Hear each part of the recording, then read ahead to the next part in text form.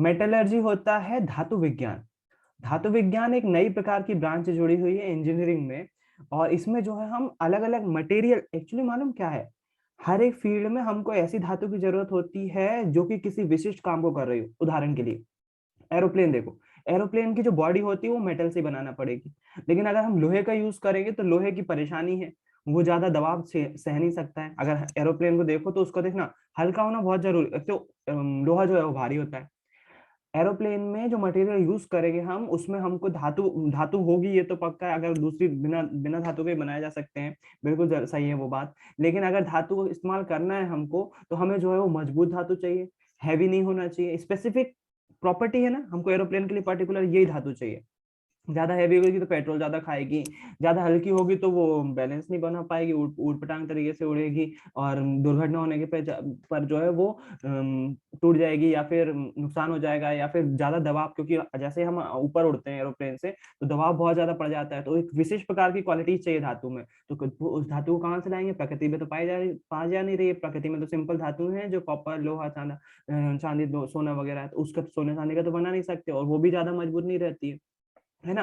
तो एक नई ब्रांच की जरूरत पड़ी इंजीनियरिंग में, जिसको हम बोलते हैं मेटलर्जिकल ब्रांच। मेटलर्जिकल डील करती है अलग अलग प्रकार की धातुओं से और उनके अध्ययन करने से, धातुओं का अध्ययन करने से। मकसद क्या है? मकसद है अच्छी से अच्छी दो धातुओं को मिक्स करके जो है, या फिर दो ऐसा मटेरियल तैयार करना जो स्पेसिफिक नीड को पूरा करे, कोई विशिष्ट प्रकार की जरूरत को पूरा कर रहा हो। इसलिए जो है वो एक नई प्रकार की ब्रांच की जरूरत पड़ती है, मेटलर्जी ब्रांच बोलते हैं इसको, धातुकर्म बोलते हैं। इसमें जो है वो अलग अलग मटेरियल से डील किया जाता है, अच्छे से अच्छा मटेरियल बनाना, है ना। दो मटेरियल की प्रॉपर्टीज देखना वो किस कारण से हो रहा है। जैसे अगर मेट्रो देखो, आप खुद ही मेट्रो बन रही है भोपाल में, अगर आप यहाँ जाओ, नए भोपाल साइड जाओगे, तो देखोगे इतने बड़े बड़े पिलर्स हैं। क्या सिंपल कंक्रीट मिलाते होंगे? जो सीमेंट हमारे घर में बन रहा है वही सीमेंट मिलाते होंगे, उसी रेशो में मिलाते होंगे जिससे हमारी छत बन रही है? तो आपको पता चलेगा नहीं, वहां पर रेशो अलग होता है। तो वो रेशो कैसे पता चल, रेशो का गिट्टी, रेत, सीमेंट, पानी, जो भी उसमें मिलाया जाता है ना, जो माल बनाया जाता है जिसको बोलते हैं, तो वो जो कंक्रीट बन रहा है क्या हमारे छत जैसे कंक्रीट होता है? तो आपको पता चलेगा नहीं, वो लोग बहुत ज्यादा स्टडी करके वो कंक्रीट का रेशो जो है वो तैयार करते हैं। तो इस प्रकार से यही चीज धातु कर्म में आती है। धातु की जैसा वहां कंक्रीट की विशेषता होना चाहिए, यहाँ पर धातुओं की विशेषता भी चेंज हो सकती है। अगर दो धातुओं को मिलाएं या विशिष्ट टेम्परेचर पर गर्म करें, या पर्टिकुलर ये अध्ययन कर रहे होते हैं मेटलर्जी में। तो जो नॉन फेरस मटेरियल होते हैं, जो ऐसे खनिज जिनमें लोहा नहीं पाया जाता है, वो भारत में भी बहुत कम पाए जाते हैं। इसमें से क्वेश्चन आने के चांसेस बहुत कम है, क्योंकि भारत में कम है। जो चीज भारत में ज्यादा है उसी पे से क्वेश्चन आएगा। फेरस मिनरल ज्यादा है, उस पे से क्वेश्चन ज्यादा बनेगा। आयरन और मैग्नीज और जरूरी है बहुत ज्यादा। कॉपर और बॉक्साइट पढ़ेंगे। कॉपर और बॉक्साइट, बॉक्साइट में फिर बता रहा हूँ एल्यूमिनियम का है इसके। बॉक्साइट से क्या निकालते हैं? एल्यूमिनियम निकालते हैं। कॉपर तो कॉपर है ही।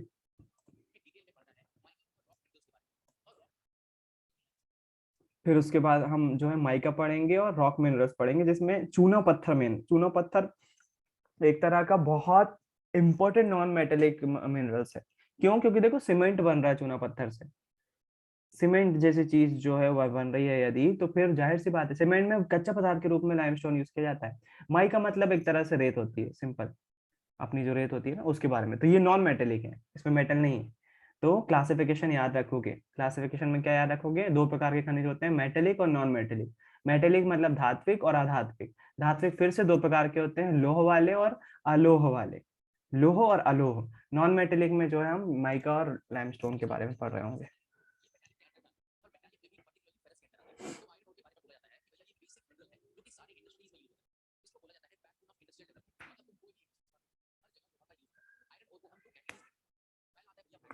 भैया वीडियो की आवाज नहीं आ रही।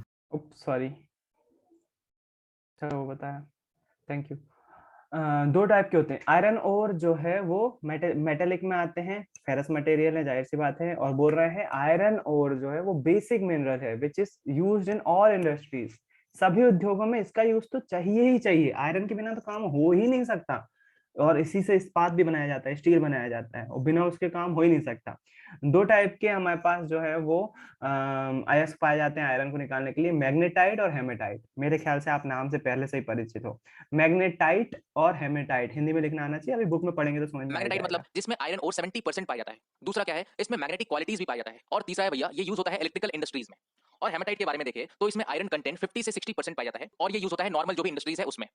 तो आगे चलते हैं, पढ़ते हैं iron ore belts in India. मतलब इंडिया में कहां कहां से आयरन ओर को एक्सट्रैक्ट। अब ये जरूरी है, क्योंकि ये क्वेश्चन आएगा, मैप में आ सकता है, आएगा नहीं बोल सकता मैं, आ सकता है। Iron ore belt in India, Bharat में आयरन ओर कहाँ कहाँ पाया किया जाता है। जाता है? तो पहला नंबर में आता है भैया उड़ीसा झारखंड बेल्ट। ये फेमस है अपनी हाई ग्रेड हेमेटाइट ओर के कारण। दूसरा है हमारा हेमेटाइट जो है वो हेमेटाइट अयस्क लोहे का, वो उड़ीसा झारखंड बेल्ट जो आपको मैप में दिख रहा था ना, अभी मैप भी देखेंगे अपन, दर्ग बस्तर उसमें चंद्रपुर बेल्ट। सबसे ज्यादा दिख ये है रहा है। भैया छत्तीसगढ़ और महाराष्ट्र स्टेट में।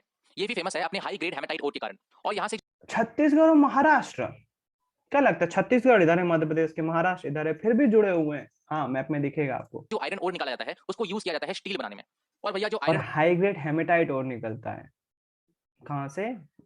महाराष्ट्र और छत्तीसगढ़ का जो बेल्ट है उसमें से हाई ग्रेड हेमेटाइट और निकलता है, हेमेटाइट अयस्क निकलता है लोहे के लिए, और वो जो है स्टील बनाने के लिए बहुत ज्यादा यूज होता है। तो दुर्ग बस्तर चंद्रपुर बेल्ट, दुर्ग बस्तर कहाँ है? दुर्ग और बस्तर दोनों ही छत्तीसगढ़ में, चंद्रपुर जो है वो महाराष्ट्र में।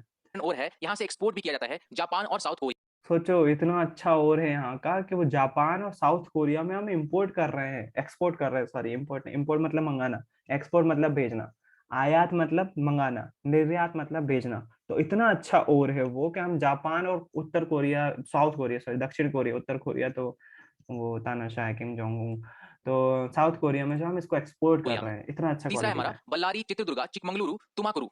ये है भैया कर्नाटका स्टेट में। है। नाम तो याद रहने से रहा। पायल ठाकुर तो एवरीवन, हाँ, क्या हुआ पायल? आपस में बात भी करते हो तुम लोग? और ये लार्जेस्ट आयरन ओर रिजर्व है पूरे इंडिया में। आयरन ओर जो यहाँ से एक्सट्रैक्ट किया जाता है वो कुद्रुमुख माइन से एक्सट्रैक्ट किया जाता है। और समझ नहीं आ रहा होगा मेरे ख्याल से, हो सकता है क्योंकि अभी एग्जाम से निपटे हो ना, तो अभी माइंड थोड़ा सा सेटल होने में टाइम लगेगा। लेकिन मैं कुछ नहीं कर सकता, मेरे पास और कोई चारा नहीं है ना, ये करना ही पड़ेगा मुझे। स्कूल में नहीं दिखा रहा हूँ मैं ये चीजें, स्कूल में अब जो है वो केवल पढ़ाने का काम करूंगा, समझाने का काम कर रहा हूँ बस। आयरन ओर यहाँ से मैंगलुरु पोर्ट भी भेजा जाता है पाइपलाइंस के थ्रू। आयरन ओर को हम लिक्विड फॉर्म में कन्वर्ट करके पाइपलाइंस के थ्रू भेजते हैं, जिसको हम बोलते हैं स्लरी फॉर्म। और फोर्थ है हमारा महाराष्ट्र गोवा बेल्ट। यहाँ पे जो आयरन ओर पाया जाता है उसका क्वालिटी उतना खास नहीं होता, लेकिन तब भी हम यूज कर सकते हैं। और यहाँ से भी आयरन ओर को एक्सपोर्ट किया जाता है मरगांव पोर्ट से। तो ये था हमारा पूरा पूरी आयरन ओर के बारे में। 4 बेल्ट है अपने यहाँ, उड़ीसा और झारखंड में भी पाया जाता है ना। उड़ीसा झारखंड आपको पता है, यहाँ पर हमारे छत्तीसगढ़ के जस्ट बगल में झारखंड है, और झारखंड के नीचे जो है उड़ीसा आता है, वो वाला है। दुर्ग बस्तर चंद्रपुर बेल्ट छत्तीसगढ़ और महाराष्ट्र, मतलब मध्य प्रदेश के नीचे का एरिया, वहां आता है। बल्लारी चित्रदुर्ग चिक्कमंगलूर और तुमकुरु, तो कर्नाटका में है ये चीज। बल्लारी चित्र इतना ज्यादा मेरे ख्याल से नहीं आएगा, लेकिन चिकमंगलूर तो अगर बुक में आएगा तो पढ़ना पड़ेगा। महाराष्ट्र गोवा बेल्ट, तो ये वाला बेल्ट भी है। अब आगे है हमारा मैंगनीज, जो कि मेटालिक के अंडर आता है, पर्टिकुलरली फेरस के अंडर आता है। तो मैंगनीज को यूज किया जाता है स्टील और फेरो मैंगनीज एलॉय मैन्युफैक्चर। तो आयरन हो गया, उसके बाद मैग्नीज का यूज कहाँ कर रहे हैं? It is use to manufacture steel and ferromagnetic alloy. जो आपकी गाड़ी के व्हील होते हैं ना, एलॉय व्हील, साइकिल वगैरह के व्हील होते हैं, उसमें स्टील बना, उसके स्टील बनाने में और फेरोमैग्नेटिक एलॉय बनाने में, मतलब इसका ये चक्के बनाने में जो होता है उसमें करने मैग्नीज में का यूज और कर रहे लगभग 10 होते किलो हैं। मैंगनीज चाहिए होता है 1 टन स्टील को मैन्युफैक्चर करने के लिए। और अच्छा, स्टील में, मतलब मुझे तो लग रहा था केवल आयरन और कार्बन मिला रहे होते हैं।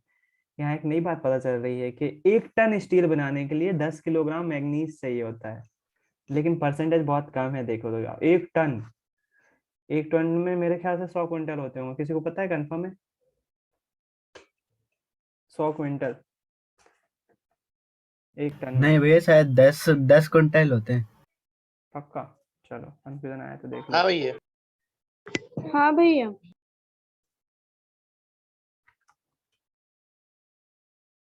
1 टन में 907 किलोग्राम।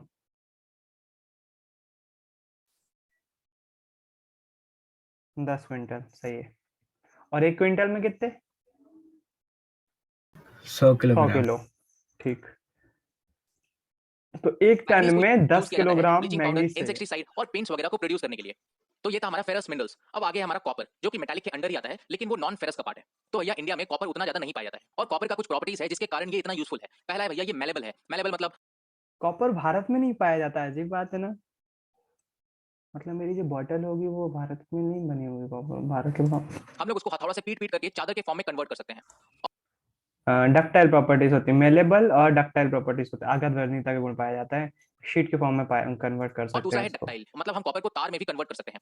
और तो अपन ने जो आघात वर्धनीयता और तन्यता पढ़ी ना, उसको इंग्लिश में बोलते हैं मेलेबल और डक्टाइल। डक्टाइल मतलब कि तन्यता, मेलेबल मतलब कि आघात भैया वर्धनीयता। कॉपर बहुत ही अच्छा कंडक्टर ऑफ इलेक्ट्रिसिटी है, इसीलिए इसका यूज होता है इलेक्ट्रिकल केबल्स बनाने में और हाँ यार, कॉपर के तार सबसे ज्यादा यूज किए जाते हैं, और कॉपर ही अपने इंडिया में है नहीं। केमिकल इंडस्ट्रीज वगैरह में। अब कॉपर डिपॉजिट्स कहाँ पे है इंडिया में वो देख लेते हैं। तो पहला आता है भैया अरे केकरी हैं। माइंस, ये राजस्थान में है। दूसरा है हमारा बालाघाट माइंस, ये मध्य प्रदेश में है। और तीसरा है भैया सिंघभूम डिस्ट्रिक्ट, जो कि है झारखंड में।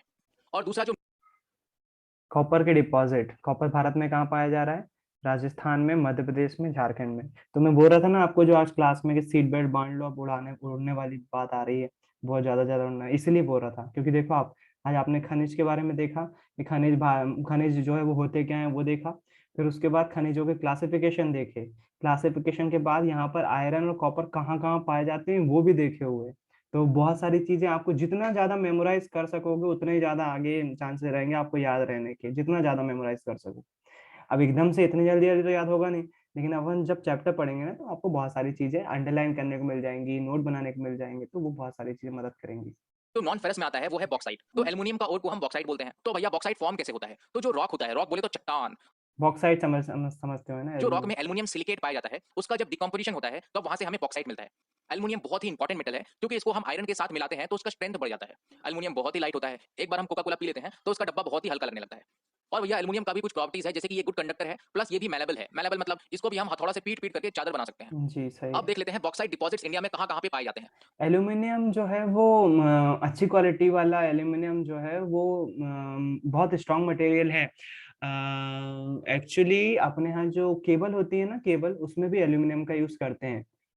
आप बोलोगे एल्यूमिनियम तो फिर अच्छा नहीं है कॉपर से, लेकिन हाँ, एल्यूमिनियम सस्ता है, एल्यूमिनियम का यूज किया जाता है, कॉपर भी यूज किया जाता है। कौन सी? जो अपनी बड़ी केबल होती है ना, जो टरबाइन वहां से आता है, बिजली बन के आती है, ट्रांसपोर्ट होती है ना, जो जैसे टरबाइन वहां पर तवा नगर में है, या फिर अपने गांधी सागर परियोजना उज्जैन में है, खंडवा में, वहां पर है, तो बिजली वहां से बनती है, यहाँ से ट्रांसपोर्ट होके आती है ना यहाँ तक, तो बड़ी बड़ी केबल की जरूरत होती है, वो केबल एल्यूमिनियम की बनी हुई होती है ना। उसमें एल्यूमिनियम के भी एक विशेष प्रकार का एल्यूमिनियम यूज किया जाता है उसमें, लेकिन सस्ता पड़ता है, इसलिए बिजली बिजली जो है हम उसमें उससे ही जो है वो ट्रांसपोर्ट तो कर रहे पहला है होते हैं भैया इधर से माइकल उधर। हिल्स, बिलासपुर कटनी और अमरकंटक प्लेट्यू। इसको रटने का एक आसान सा तरीका है MBA। एम से माइकल, बी से भैया बिलासपुर कटनी और ए से बिलासपुर कटनी अमरकंटक प्लाटू। तो ये तो छत्तीसगढ़ और मध्य प्रदेश में पाया जा रहा है ना। Michael hills, Bilaspur Katni, Amarkantak plateau. Plateau मतलब होता है पठार, है ना।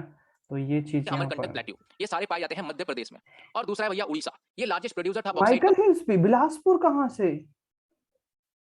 मेनली मध्य प्रदेश होगा, बिलासपुर तो ही ना है मध्य प्रदेश में। 2016-17 में। और पंचपट मली डिपॉजिट्स, जो कि और हमारे यहाँ जो है बॉक्साइट का सबसे बड़ा उत्पादक उड़ीसा को माना जा रहा है, लार्जेस्ट प्रोड्यूसर है 2016-17 में, मतलब बुक जब बनी थी कोरापुर अपनी। डिस्ट्रिक्ट में है, वहां पे पाया जाता है बॉक्साइट डिपॉजिट्स उड़ीसा में। तो आगे हम चलते हैं नॉन मेटालिक की ओर। तो उसमें पहला आता है भैया माइका। तो माइका को हम देखें तो वो प्लेट्स के फॉर्म में पाया जाता है, जिसको हम आसानी से स्प्लिट कर सकते हैं पतले पतले शीट्स में। माइका बहुत ही फेमस है इसके प्रॉपर्टीज के कारण। इसका डाइलेक्ट्रिक स्ट्रेंथ बहुत ही अच्छा होता है, लो पावर लॉस होता है, इंसुलेटिंग प्रॉपर्टी अच्छा है, रेसिस्टेंस टू हाई वोल्टेज है। ये सारे प्रॉपर्टीज के कारण इसको यूज किया जाता है इलेक्ट्रॉनिक इंडस्ट्रीज में। माइका का यूज जो है, इस present in series of plates और leaves which easily split into thin sheets. ये एक चादर के रूप में पाई जाती है, शीट के रूप में आसानी से कन्वर्ट किया जा सकता है इसको, पतले पतले देखो यहाँ पर टुकड़े दिख रहे हैं ना। अच्छा, इसकी प्रॉपर्टीज क्या है? Dielectric strength. अभी डाइलेक्ट्रिक स्ट्रेंथ क्या होती है? एक्चुअली डाइलेक्ट्रिक मटेरियल ऐसे होते हैं, इनको हम अनुचुंबकीय पदार्थ बोलते हैं, या अनु विद्युतीय पदार्थ बोलते हैं, है ना। ये क्या होते हैं एक्चुअली? इसका यूज, डाइलेक्ट्रिक स्ट्रेंथ, एक बार कंफर्म करने दो मुझे, चलो डायलेक्ट पे बता रहा हूँ मैं। लो पावर लॉस मतलब कि इसमें पावर कंजम्पशन कम होती है। इंसुलेटिंग प्रॉपर्टी, इंसुलेट अच्छा करता है। इंसुलेट मतलब कि जैसे मान लो उदाहरण के लिए हमको रॉड बनाना है, रॉड, तो रॉड में हम अगर वो लगा रहे हैं, प्लेट लगा रहे हैं और उसको अगर गलती से वो चिपक जाती है तो फॉल्ट हो जाएगा, शॉर्ट सर्किट हो जाएगा। उनको अलग करने के लिए हमें कुछ ऐसा मटेरियल चाहिए जो कि विद्युतीय ना हो, है ना? तो वो उसकी जगह पर हम ये भर सकते हैं। मेरे ख्याल से मुझे लगता है कुछ रॉड्स में जो पानी की रॉड आती है ना, उसमें एक पाउडर जैसा डल रहता है, कुछ रॉड्स में माइका यूज की जाती है पाउडर के रूप में, मेरे ख्याल से। कंफर्म नहीं है वो चीज, लेकिन हाँ, माइका एक इंसुलेटिंग मटेरियल है, उसका यूज किया जा सकता है। रेजिस्टेंट टू हाई वोल्टेज, जो हाई वोल्टेज के लिए रेजिस्टेंस होता है इसका बहुत अच्छा होता है, प्रतिरोध इसका ज्यादा होता है। Due to this properties it is use in electronic industries. Press में ये जो गर्म होने वाला हिस्सा होता है ना, वहां पर माइका यूज की जाती है ना? ये पाया जाता तो है कोडरमा, गया, हजारीबाग बेल्ट में, जो कि झारखंड में है, बहुत ही ज्यादा भाई इंपॉर्टेंट साहब ये कैसे याद रहेंगे? कोडरमा, गया, हजारीबाग बेल्ट, ये तो नाम नाम तो याद रखना बहुत मुश्किल है। झारखंड में याद रहेगा, झारखंड में पाया सबसे जा ज्यादा रहा है। यहीं पे पाया जाता है। दूसरा है हमारा अजमेर, जो कि राजस्थान स्टेट। और लिखा हुआ वेरी इंपॉर्टेंट, माइका सबसे ज्यादा कहाँ पाया जा रहा है? झारखंड में, ज्यादातर चीजें तो झारखंड में है। में है। अब लास्ट है हमारा नॉन मेटालिक में रॉक मिनरल्स, उसमें भी पर्टिकुलरली हमें लाइमस्टोन के बारे में पढ़ना है। और भैया लाइमस्टोन लाइमस्टोन, कंपोज होता है कैल्शियम कार्बोनेट का या फिर कैल्शियम का, इन दोनों में से कुछ भी, प्लस मैग्नीशियम कार्बोनेट का। लाइमस्टोन लाइमस्टोन कैसे बना हुआ होता है? कैल्शियम कार्बोनेट से बना होता है। कैल्शियम कार्बोनेट मतलब CaCO3, कैल्शियम कार्बोनेट, या केवल कैल्शियम और मैग्नीशियम कार्बोनेट भी हो सकता है उसमें। कैल्शियम के साथ साथ मैग्नीशियम कार्बोनेट भी हो सकता है। पाया जाता है सेडिमेंट्री रॉक में, और इसको यूज किया जाता है as a raw material cement industry में। इसको और भी यूज किया जाता है स्मेल्टिंग ऑफ आयरन ओर में। ये पाया जाता है मैंने आपको पहले ही बताया कि सीमेंट इंडस्ट्री में चूना पत्थर बहुत आयत में यूज किया जाता है, बहुत ज्यादा मात्रा में यूज किया जाता है ना? इट इज राजस्थान यूज में, इन जो कि लीडिंग स्मेल्टिंग ऑफ प्रोड्यूसर है। Iron ore. Smelting of iron ore, जो चूने पत्थर का यूज लोहे को पिघलाने, जो अयस्क होते हैं ना, जो हेमेटाइट और मैग्नेटाइट है, उससे निकालने के लिए लाइमस्टोन उसमें साथ में डालते हैं। और यकीन मानो इस लाइमस्टोन का यूज बहुत सारी जगह यूज किया जाता है, शक्कर इंडस्ट्री में भी किया जाता है लाइमस्टोन का यूज, है ना? और कहाँ पाया जाता है? Rajasthan, leading producer. जो चूना पत्थर का सबसे ज्यादा उत्पादन कौन करता है? राजस्थान करता है। सबसे ज्यादा यहीं पे पाया जाता है। तो ये हो गया हमारा क्लासिफिकेशन ऑफ मिनरल्स। अब हमारा लास्ट और अब कल कल से क्लास में क्या करना, आप एक कॉपी और पेन लेके बैठिएगा, और जो भी है जैसे ऑब्जेक्टिव अभी आपने देखा, मैग्नीशियम कहाँ था? तो वो देखा झारखंड में था। अगर माइका, सॉरी, माइका तो था वो झारखंड में था। अगर लाइमस्टोन जो था वो राजस्थान में था। तो ऐसे चीजें पॉइंट नोट करते जाना, चाहे तो फेयर कॉपी में ही कर लेना डायरेक्ट, लेकिन कर लेना, टॉपिक है कंजर्वेशन ऑफ मिनरल्स। जरूरी तो हो। पहला क्वेश्चन आ जाता है कि भैया कंजर्व क्यों ही करे, मतलब क्या जरूरत है। कंजर्वेशन ऑफ मिनरल्स, कंजर्वेशन मतलब होता है संरक्षण। खनिज का संरक्षण क्यों करना चाहिए? जाहिर सी बात है, मिसयूज करोगे खत्म हो जाएंगे। तो भैया देखो, मिनरल जो है वो नॉन रिन्यूएबल रिसोर्सेस है, मतलब एक बार खत्म हो जाए खनिज नॉन रिन्यूएबल में आते हैं, अनवीकरणीय स्रोत हैं। तो मिलियंस खत्म ऑफ हो ईयर्स लग जाएंगे तो जाते हैं फिर वापस से बनने में। लाखों साल लग और दूसरा जाएंगे पॉइंट है बनने भैया, जो हमारा रेट ऑफ कंजम्पशन है, मतलब जिस रेट से हम कंज्यूम कर रहे हैं, वो बहुत ही ज्यादा है rate of formation of minerals का। तो देखते हैं कुछ कंजर्वेशन स्टेप्स। तो पहला पॉइंट है हमारा, मिनरल्स को हमें सस्टेन्ड मैनर में यूज करना चाहिए। में। क्वेश्चन फिर से दो नंबर में तो आना नहीं है वैसे, लेकिन फिर भी 3 नंबर में आ सकता है कि संरक्षण की क्यों जरूरत है।